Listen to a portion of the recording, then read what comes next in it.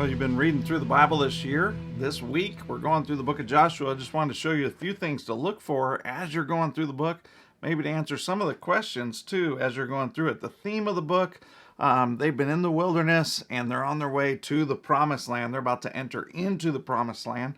They're not going to be under the direction or leadership of Moses. Moses died at the end of Deuteronomy. A new leader comes in, and that's Joshua. And Joshua's going to do some Moses-like things as you're going through the book. But just incredible. Joshua chapter 1, he's going to be calling the people to obedience towards the Lord, obedience to God.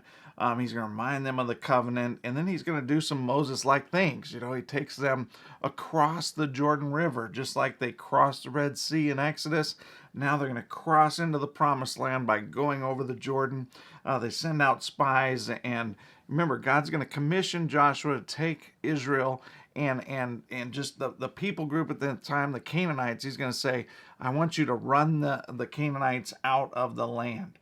That's chapters 5 through 12. Of course, chapters 5 and 6, a very well-known battle, the Battle of Jericho. A lot of people know that story. But the rest of that section, chapters 5 through 12, a lot of compressed stories and events that happened over years and years. Remember, as you're going through this, and I know some people have these questions of why did God allow this? The Canaanites were a very evil, wicked, rebellious, corrupt people, practicing child sacrifice and all kinds of sexual fertility rituals, and God eventually just says, that's enough. My judgment is coming on that people. And he's going to use Israel to run the people out or to just destroy them in battle.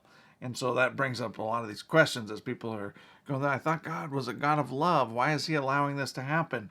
God is also a God of justice, and there's so much evil and wickedness. Eventually, God says, enough. This book isn't a call for us to be able to just say, hey, I can go out and kill people in the name of God. No, God was using the Israelites at that time for this specific purpose, to judge a handful of Canaanite tribes at that time. They weren't allowed to just do that over all the other nations. In fact, when you read Deuteronomy 20, he said you're supposed to seek peace with the other nations around you. But God's judgment's coming on the Canaanites. That's what's happening here. And so you're going to see a lot of these battles. They start moving into the cities. Chapters 13 to 22 is all these, the boundaries. It's like reading a map as you're going through there. It's okay to skim this section. Go ahead and do that. It's kind of like reading a map.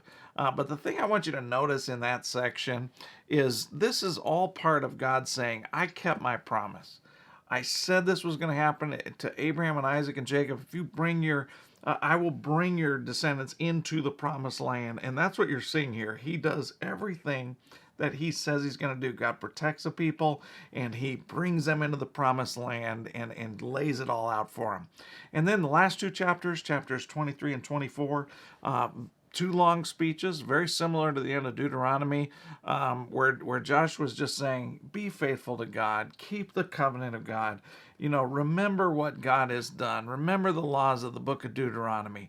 God has been so faithful. He's been so gracious to you. Just keep following him, and he's going to bless you. And if you don't follow him, if you don't follow the Lord, all these judgments that came upon the Canaanites, they're going to come upon you. And I'm going to kick you out of the land too if you don't follow me. And so it kind of leaves you with this question once again. Are they going to obey, follow God, seek hard after him, or are they going to disobey? How are they going to respond? That's how the book ends. Hope this helps as you're reading through it. God bless you in your reading. We'll see you next time.